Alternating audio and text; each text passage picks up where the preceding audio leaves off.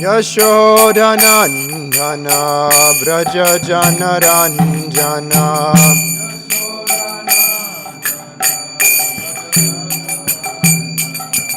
Yamunatira Vanachari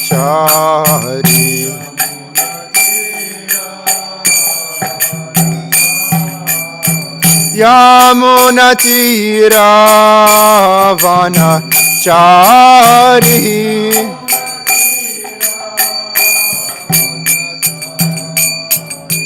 Jaya Radha Madhava Kunja Bihari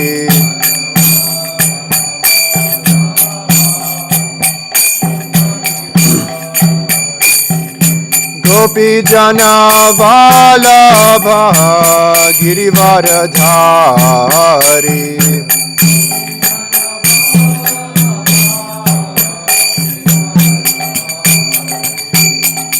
Yashodanandana Vraja Janaranjana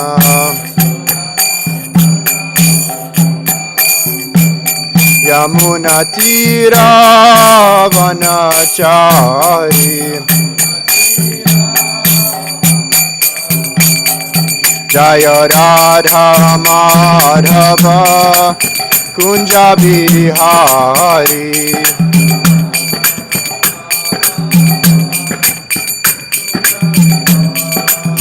Jaya Radha Madhava Kunja Bihari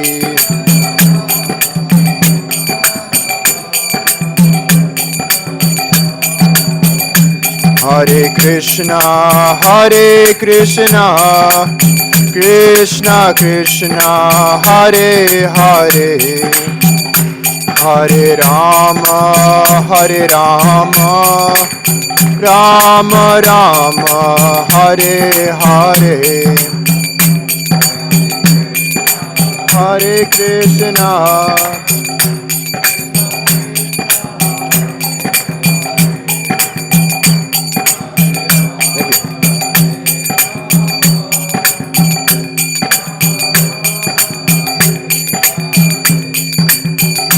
Hare Krishna Krishna Krishna Hare Hare Hare Rama Rama Rama Hare Hare Krishna Krishna Krishna Hare Hare Hare Rama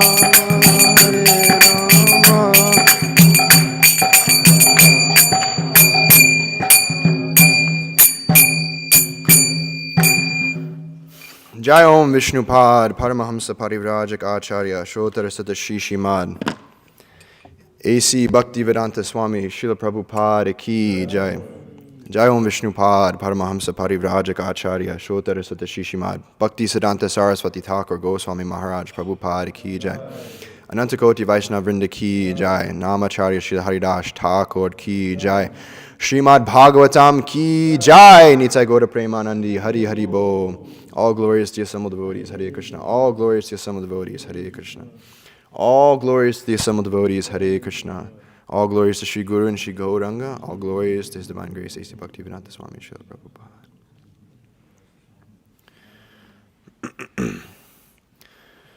Om Namo Bhagavate Vasudevaya. Om Namo Bhagavate Vasudevaya.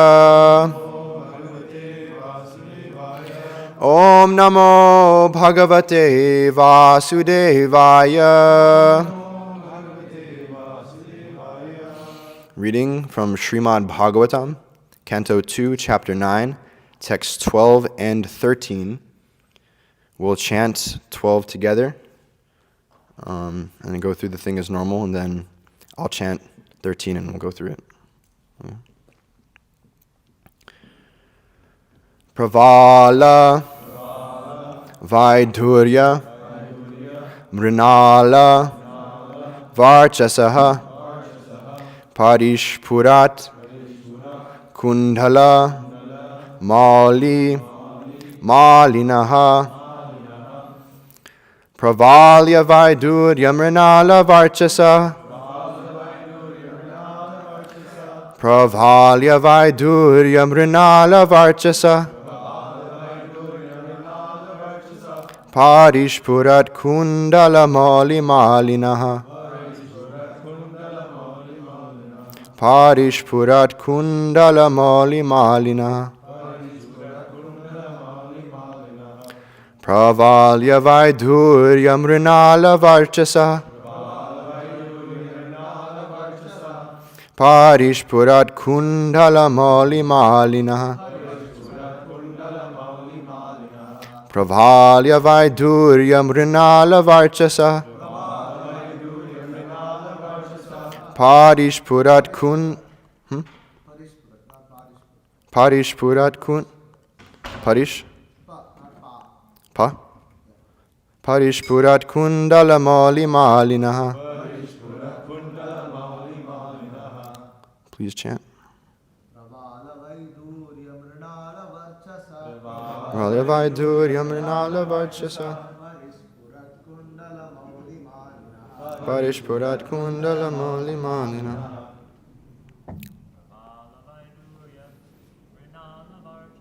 Pravalya Vaidurya Mrinala Varchasa Parishpurat Kundala Mali Malinaha Vaidurya Mrinala Varchasa Parishpurat Kundala Mali Malinaha Pravalya Vaidurya Mrinala Varchasa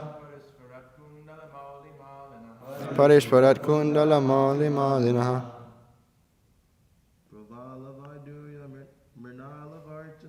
Pravalya Vaidurya Mrinala Varchasa Parishpurat Kundala Mali Malinaha Pravalya Vaidurya Mrinala Varchasa Parishpurat Kundala Mali Malinaha. Anyone else? Mataji's? Pravalya Vaidurya Mrinala Varchasa Parishpurat Kundala Mali Malinaha Pravalya Vaidurya Mrinala Varchasa Parishpurat Kundala Mali Malinaha Pravala Coral Vaidurya a special diamond Mrinala celestial lotus Varchasaha rays Parishpurat blooming Kundala earring Mali heads Malinaha with garlands. Translation and purport by His Divine Grace Srila A.C. Bhaktivedanta Swami Srila Prabhupada Ki Jai. Translation.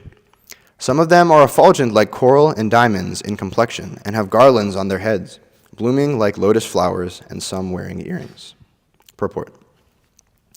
There are some inhabitants who have attained the liberation of Sarupya, or possessing bodily features like those of the personality of Godhead. The Vaidurya diamond is especially meant for the personality of Godhead, but one who achieves the liberation of bodily equality with the Lord is especially favored with such diamonds on his body.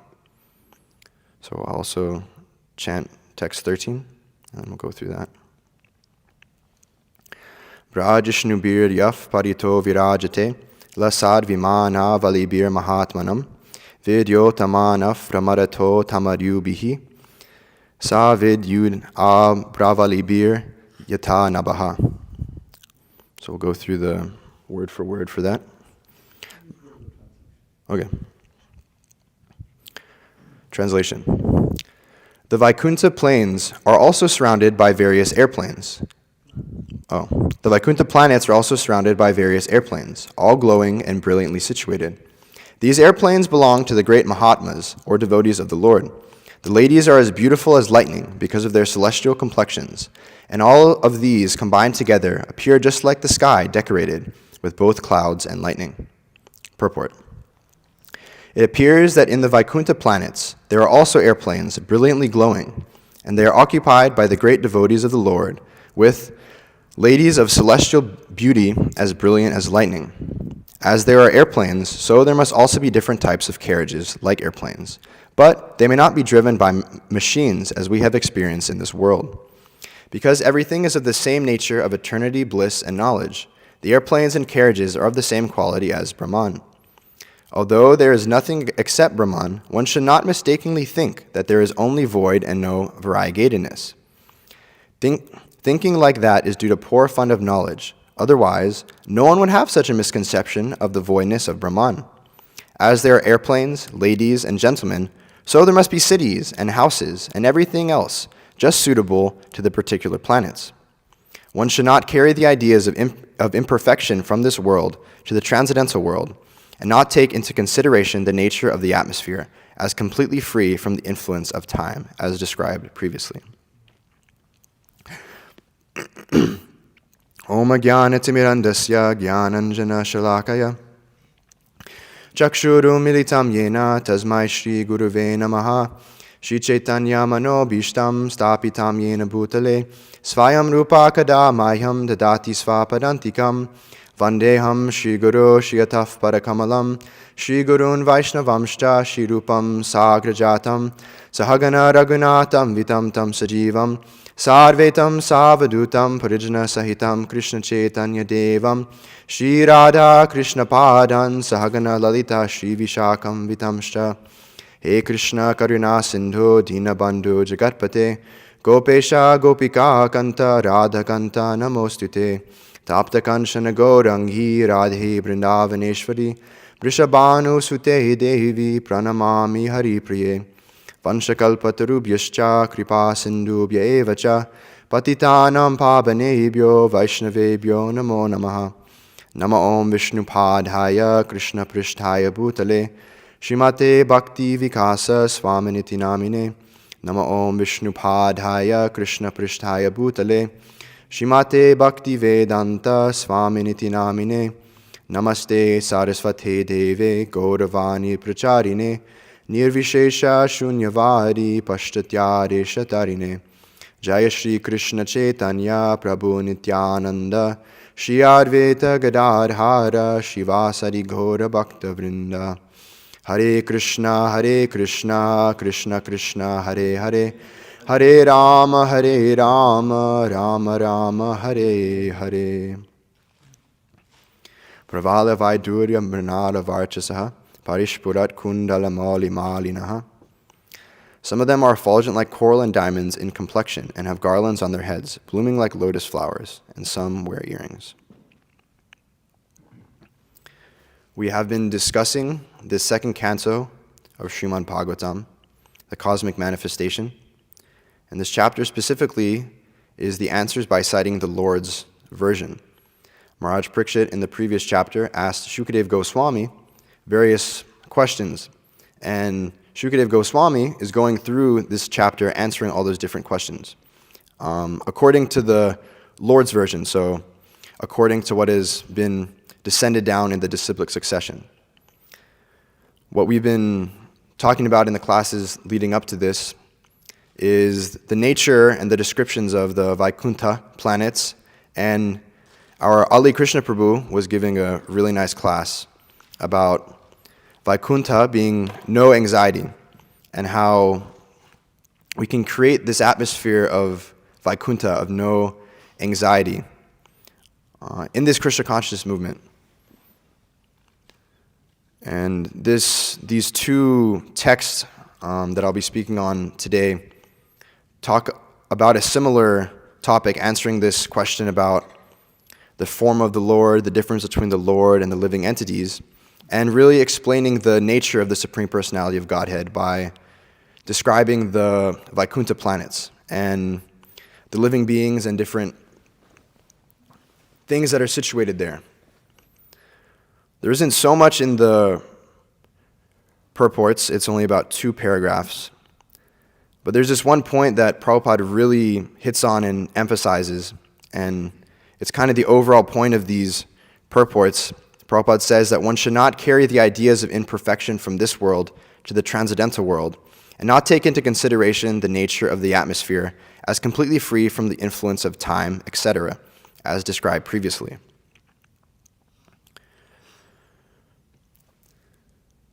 We're in this material world, and we have experience with different varieties of objects. And based off of our current understanding, it's hard for us to perceive what is actually true, what is actually the nature of things. So how are we actually supposed to understand things if everything we see is covered by these 4 defects? What are these 4 defects? Can anybody say? Imperfect senses. Cheating propensity. Make mistakes. We're under illusion. So with these 4 defects, we're similar to the frog in the well, right? This frog in the well, he thinks he's some big speculative philosopher, and he thinks he knows everything. And one frog comes to him and says, I just saw the ocean. It was so big and so vast. You couldn't even imagine. He was like, maybe it's like 3 times the size of my well. Maybe it's 4 times the size of my well, right? So based on his current understanding, he's trying to understand something which is completely beyond his sense perception. So if similarly we try to understand the nature of the spiritual world based off of our limited understanding and our limited perception, we're bound to misunderstand it because we can't even conceive all these different things that are described. Prabhupada says in this purport that there are different airplanes in the spiritual world, but they aren't like any airplane powered by machine that we've experienced in the material world. And that's all we've experienced in terms of airplanes, that they're powered by some machine, they have wings, they have propellers, they have some jets. So how is it possible that without any machine power, someone can fly in an airplane? We have no conception of this. So therefore, we have to understand things through Shastra and through Krishna's pure devotees. And what does it say in the Shastra about the nature of this material world? You can pull up this 15th chapter of the Bhagavad Gita, where it really goes through in detail about the descriptions of this material world and really puts it into a really understandable way for us. Krishna says in the 3rd and 4th verse that the real form of this tree cannot be perceived in the world. No one can understand where it ends, where it begins, or where its foundation is. But with determination, one must cut down this strongly rooted tree with the weapon of detachment. Thereafter, one must seek that place from which, having gone, no one ever returns. And there, surrender to that Supreme Personality of Godhead, from whom everything began and from whom everything has extended since time immemorial. Krishna describes this material world like a tree and its reflection on a lake or a river. And that this material world is simply a perverted reflection of this completely spiritual tree. So we've all been able to experience this. We'll go to some body of water and we'll see something reflected in the water. And that reflection is only present there because there's a real tree. If there was no real tree, there wouldn't be a reflection within the water. So the tree is real, and the reflection of the tree is also real, but it isn't the same as the real tree, right? Prabhupada also gives a similar example to this, comparing the material world to a dreamlike state, right? We've all experienced dreams before. When you go to sleep, you go in an altered state of consciousness where you might perceive different actions or different activities to be real, right? We've all had those dreams where we've thought something was chasing us, like a lion was chasing us, or we might have a really nice dream where we've gotten a whole lot of money and our life was perfect, and then we wake up and we're like, oh, damn, that didn't actually happen, right? So we might have some sort of feeling and our senses might be engaged in this dream like as if it's happening, and we're actually experiencing the dream, but the dream itself isn't real. So similarly, it's compared to this rope and a snake. When someone's walking at night and they don't have clear knowledge, they don't have enough light to see what's going on, they might see a snake on the ground or a rope on the ground, and they might mistake it for one or the other, right? If you're looking for a rope and you see something on the ground that resembles a rope, but it's a snake, you're going to be in a lot of trouble, right? You know, you're going to get bit by the snake. Similarly, if you are walking around and you see something on the ground and think it's a snake, but it's actually a rope, you're also in ignorance because you don't actually know what is going on. But the rope and the snake are both real. It isn't that, there's no rope and there's no snake, and actually it's all false. But the rope is real and the snake is real, but it's simply our misconception and our misunderstanding about the nature of both of these that causes us to be in this ignorance. And how is it that exactly we are supposed to get free of this ignorance? We can see Arjuna's example in the Bhagavad Gita, where he was in ignorance of his situation in this material world. He was identifying the unreal to be real.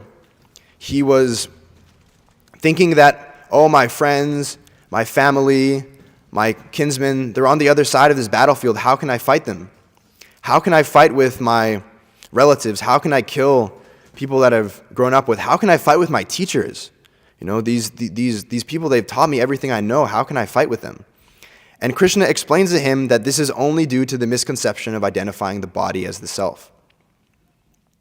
So we can see that as a result of associating with Krishna and with his pure devotees, we can come to the same understanding as Arjuna, where we can be free from this material ignorance and we can actually see things as they are.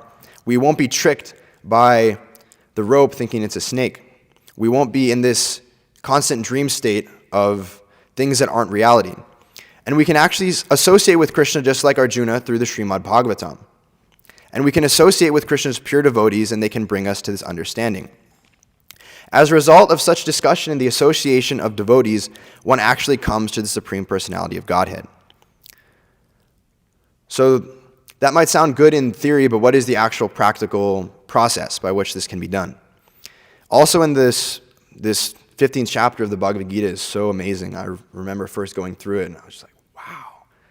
Like this is the knowledge that we're able to give to people on the streets every single day, that they can really understand everything as it is. And in the next verse, in the 5th text, Krishna says that those who are free from false prestige, illusion, and false association, who understand the eternal, who are done with material lust, and who are freed from the dualities of happiness and distress, and who, unbewildered, know how to surrender unto the Supreme Person, attain to that eternal kingdom. This false prestige and this pride is one of our biggest pitfalls, one of our biggest problems in the material world. That we think we know so much, and we think we can understand everything by our own sense perception, by our own experience. And by breaking this false prestige and breaking free of this prideful mentality, this is actually the beginning of our devotional service. Because what is in these 9 processes of devotional service, what is the first one? Right? We have Shravanam, Kirtanam, Vishnu Smaranam, Pada Sevanam, Archanam, Vandanam, Dasyam, Sakyam, Atmani Vedanam. This first process, this Shravanam, this hearing, actual hearing cannot occur if we are still full of pride. Actual hearing cannot occur unless we surrender to someone and are actually able to accept what we're hearing. If we're just standing in front of someone and the physical process of hearing might be going on, you might be with someone, they might have some words coming from their mouth, the words might be going into your ears and into your brain, but if the whole time you're just thinking, who is he to tell me, what does he know? You actually aren't understanding anything, you actually aren't hearing anything, because you aren't surrendered enough to actually apply what this person is telling you. So the opposite of this pride is surrender. And through the association of devotees, what actually happens is this sarva dharman parityaja mam ekam sharanam vraja aham tvam sarva papebhyo mokshasyami mam suchaha. That we abandon all varieties of religion and simply surrender unto Krishna, and he shall deliver us from all sinful reactions. We do not have to fear of this. So by surrendering to Krishna and through hearing from his pure devotees, we're actually able to distinguish what is real from what is illusion. Through this process of hearing, we're actually able to get a proper understanding. Through hearing, through reading this Bhagavad Gita and the Srimad Bhagavatam, we can actually begin the process of being cured from our disease of ignorance. Right? I was speaking the other day about how we are in this diseased condition of life. How through this jaundice of avidya, of ignorance, we perceive the sweet sugar candy to be very bitter. The actual nature of sugar candy is to be very sweet. Its real pure state is to be sweet. If it wasn't sweet, it wouldn't be sugar candy. But because we are so diseased, but because we are so ignorant, we are perceiving what is real to be false. We are perceiving what is sweet to be bitter. So this is the actual process that with determination we must cut down the strongly rooted tree with this weapon of detachment. We must be detached from the different varieties of body, the different varieties of sense objects. We must be like Arjuna. We must not worry about who's our relative, who's our friend, who is our enemy, but we must be able to see everyone with an equal mind, and we must be able to see everyone on the platform of the soul. Then we can actually have a proper understanding. So by understanding this very clearly, the comparison between the material nature and the spiritual nature, and on this basis of what is matter and what is spirit, what is the body and what is the soul, who is actually the self, our original consciousness can be revived. So this process of hearing from the devotees, hearing from the spiritual master, reading what is in Shastra, is the actual way to understand the material world. Who else but Krishna can describe the material world in this way, of a perverted reflection of the tree on the water? And who can not only give that understanding, but actually explain to us the real purport behind it, but Srila Prabhupada? How it isn't that the reflection is false, it's simply a perverted reflection. The tree is there and the reflection is there, but it's simply perverted. So what is the alternative if we don't accept this understanding? If we don't accept from what is Shastra, then we have to accept what is taught in this horrible, lower-than-animal Western society. Right? My friend Jayananda, who was coming around, one of his biggest questions, one of his biggest hang-ups that he even asked my spiritual master, His Holiness Bhakti Vikas Maharaj, is that we see animals and they're very situated in their situation. They aren't very disturbed. They don't cause so much pollution. They don't just go around like murdering people and doing all this kind of stuff. So how can you say that the human form of life is higher than the animal form of life? He was having a difficult time understanding this point. And to some degree, this is actually true. That we can see in this Western civilization, they're doing things that are lower than things that would be considered completely normal in the animal species of life. What is an example of this, right? We can see that we're going around every day killing our own mother, right? The cow is considered our mother because it gives us the nourishing milk that is vital for our life. And every single day, people are going around killing their own mother like it's absolutely nothing, right? So in the animal species of life, this doesn't even happen. What animal just goes around and just kills their own mother? Right? We don't see this at all in the animal species of life. Similarly, we go through society and it's very common now, this abortion, this killing of the children in the womb. Right? Where do you see this in even some of the most uncivilized animal society? I was trying to think about this, like what are some of the most barbaric, like sinful animals, like maybe like snakes and spiders, iguana. So we might see something like this in the most like sinful species of life, like some snake might eat its own eggs. Or we even see that the black widow spider eats the male spider and lays its eggs in its body. So some things like this, it's not very high things, but if we're comparing our actions to the most sinful animal species of life, what is the question of a civilization? And even beyond that, what is this civilization? I found it really interesting that Prabhupada talks about in this purport airplanes, and in the translation even it's translated as having celestial airplanes. I'm just going to pull this up really quick. That the Mahatmas or the devotees are actually riding around in celestial airplanes. And this was written 5,000 years ago. And it's been spoken since time immemorial. And we think we're making so much advancement by having some tin can that can fly in the sky, and that occasionally it crashes and kills thousands of people, right? And this civilization, we've created so many ways for people to kill themselves, to commit suicide. We've created so many different ways for people to become anxious, to have mental problems, to become depressed. So what is the actual value of this civilization if it's not even on the level of animal civilization? And how are we supposed to learn from these people? These people, they don't even know who is their mother, who is their own child, and we're supposed to get knowledge from these people?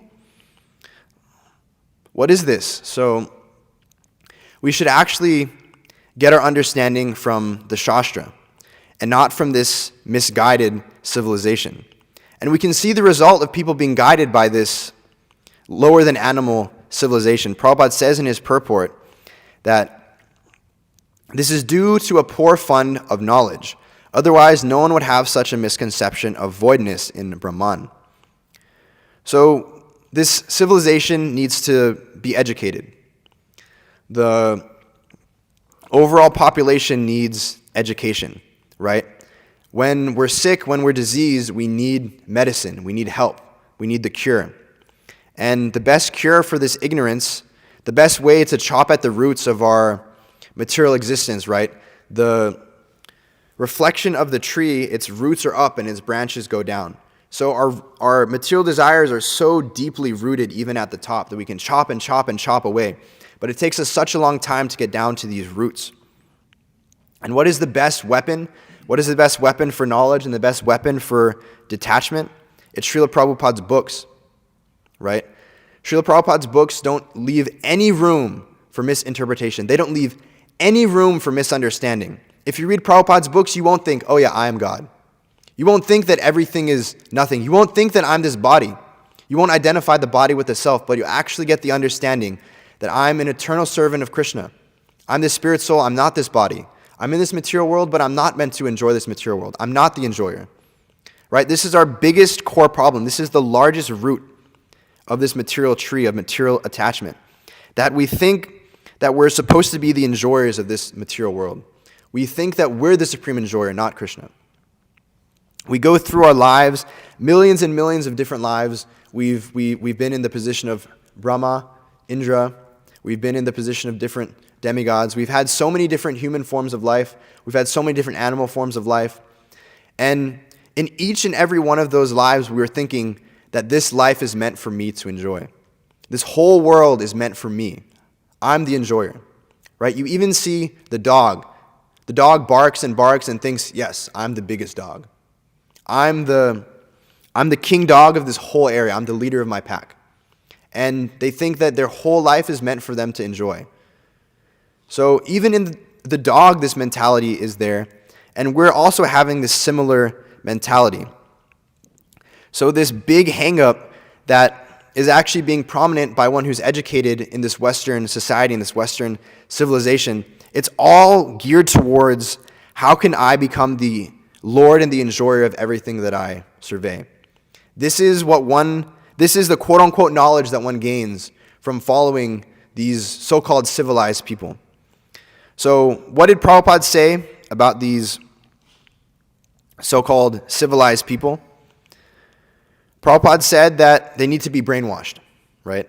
It was funny, we're making this video for Bhakta Jacob here, and Ali Krishna Prabhu was going through different titles, and then like one of them was, I'm not brainwashed, right?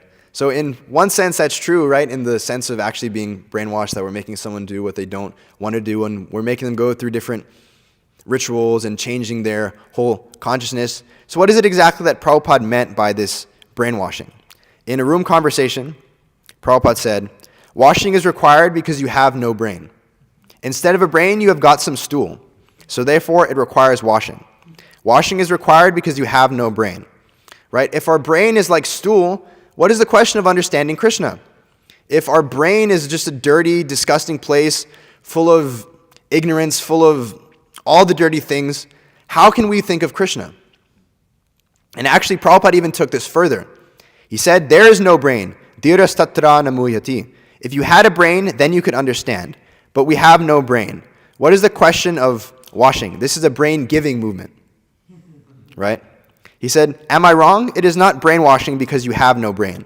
What is the question of washing? We have to give you a brain. This was going on because in the early days of this movement, different envious people were accusing this Krishna consciousness movement, accusing the devotees of brainwashing people, taking them away from their situations, and taking them away from their quote-unquote good lives, right? Because in this material civilization, we're taught to want to have a good job, a good family, right? A good amount of money. So the situation at whole was becoming so upset because people weren't following this model of Western civilization. So different disciples of Srila Prabhupada came to him, and there was different court cases that were going on, and they were like, Prabhupada, what are we supposed to do? So in response, Prabhupada said that there's no question of us brainwashing because these people don't even have a brain, right? So what is the question of washing something if it isn't even there? And, one might say to speak so strongly like this and to preach like this to people, it won't bring us people, right? People say that, oh, you're preaching so strongly. Why not just, you're reading Bhagavatam, why not just speak about Krishna Lila? Why not just speak about the pastimes of Krishna? This purport in this translation, it's talking about the beauty of the Vaikuntha planets and the celestial women of the spiritual world, and how everything is so beautifully decorated. Why not just speak about this? Why do you have to be so serious, right? But actually, if we don't speak so strongly against these different societal issues, we'll run into so many problems and misconceptions later on down the line, right? Because if, I forget who it was that gave this example, maybe someone can let me know, but the example is given of a child and he's flying a kite on a roof, and he's running towards the edge. And if you think, oh yeah, I should be nice to him, right? So you just calmly say, excuse me, sir, you're kind of about to fall off this roof here, right? But they're so into flying the kite that they don't even hear you and hear what you're doing, so they fall off and they kill themselves, right? So actually what you should do is tell them, look out, rascal, look out, like what are you doing? You're about to die. Like what's wrong with you? You're about to fall off this edge. And we have to shake them awake because they're so entrenched in their way of life, they're so entrenched in ignorance that we have to shake them awake, we have to wake them up, right? If we just calmly tell them slowly, try to be as nice to them as possible, they're going to go on life after life just in the same way, and they might make 1% progress this life, 1% progress next life, 1% progress the next life, right? We can go on chanting for hundreds and millions of lifetimes, but if we don't become free of these offenses against chanting the holy name, there's no question of us actually chanting the names properly. So we have to hear this over and over and over again. Some of my friends growing up, you have this idea that you don't want to go to Bhagavatam class because you just hear the same thing every single time, right? They're like, oh yeah, every single time I just hear that we are in this body, the material world is full of suffering, we should surrender to Krishna, we should follow the 4 regs, we should surrender and serve the spiritual master.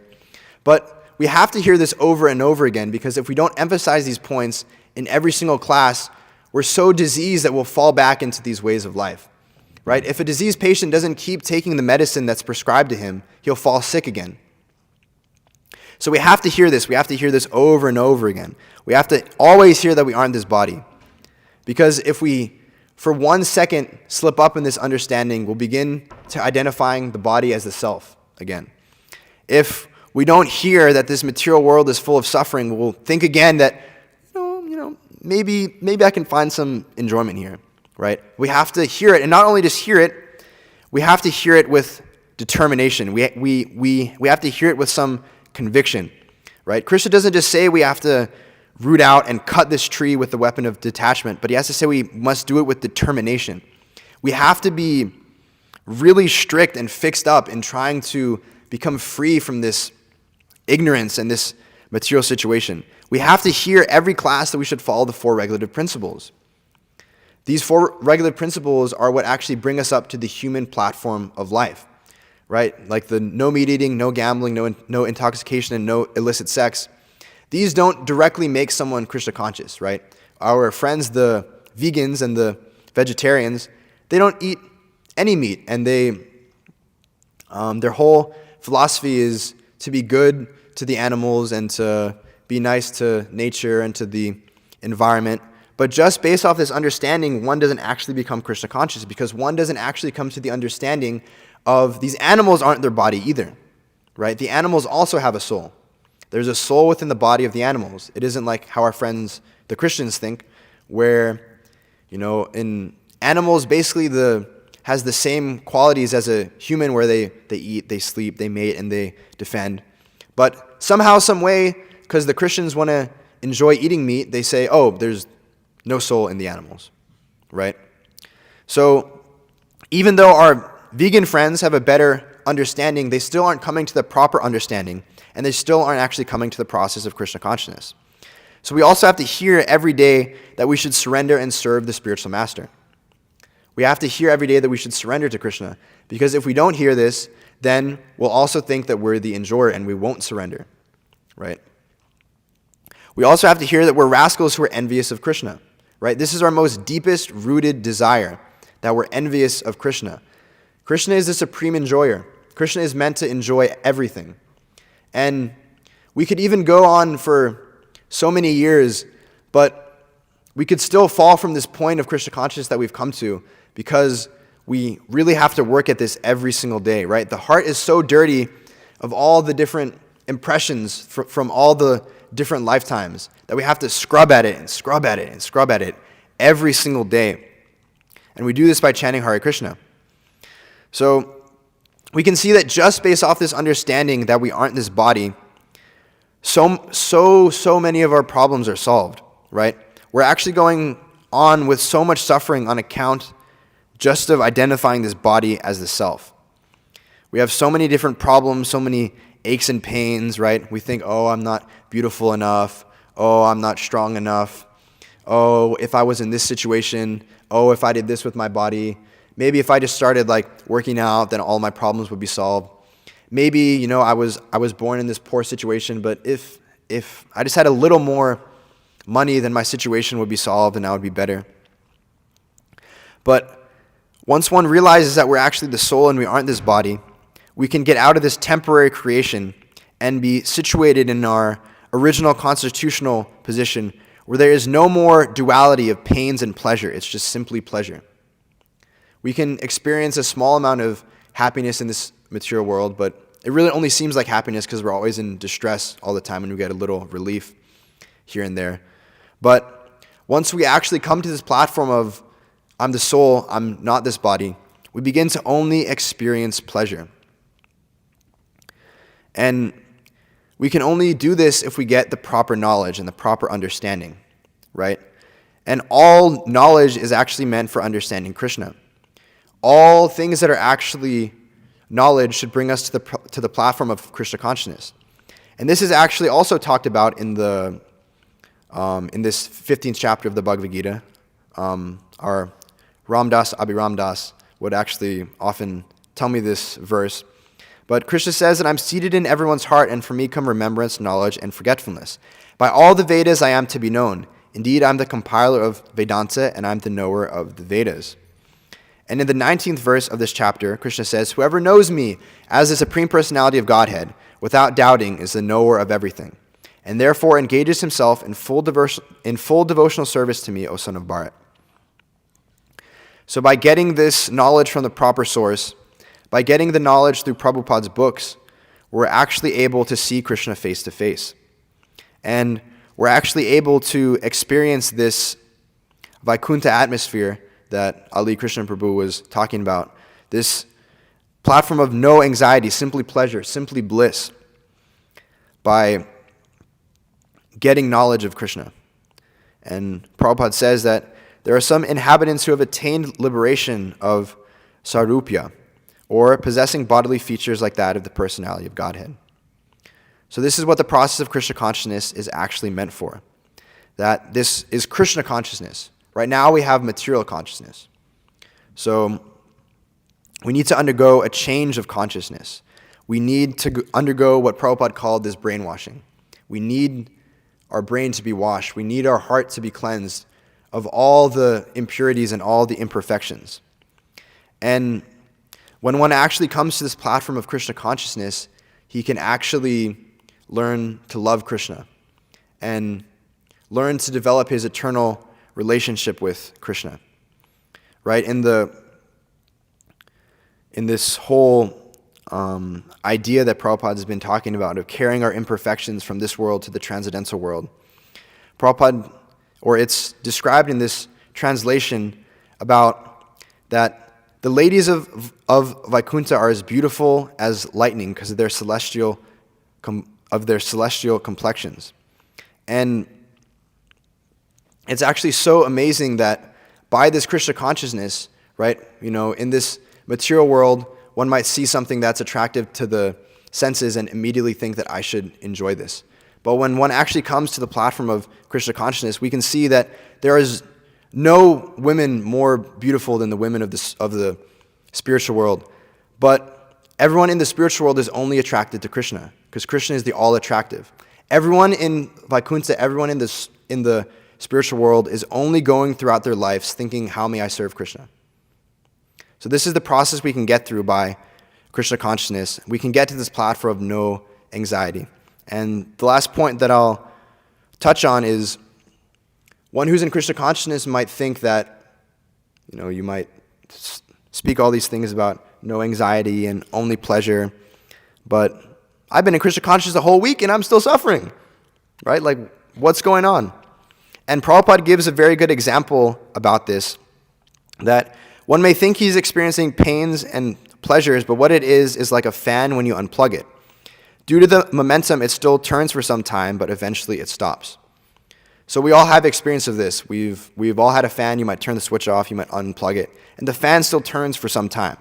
So similarly, when you unplug yourself from the material world, you might still experience some suffering, some pains, because it's gradually it's slowing down, but eventually the fan's going to stop. And we can experience the full bliss of Krishna consciousness. So I'll end my class here. We aren't doing questions or comments because of the marathon. Yeah, so, Srimad Bhagavatam ki jai, Srila Prabhupada ki jai, Vanshakopati.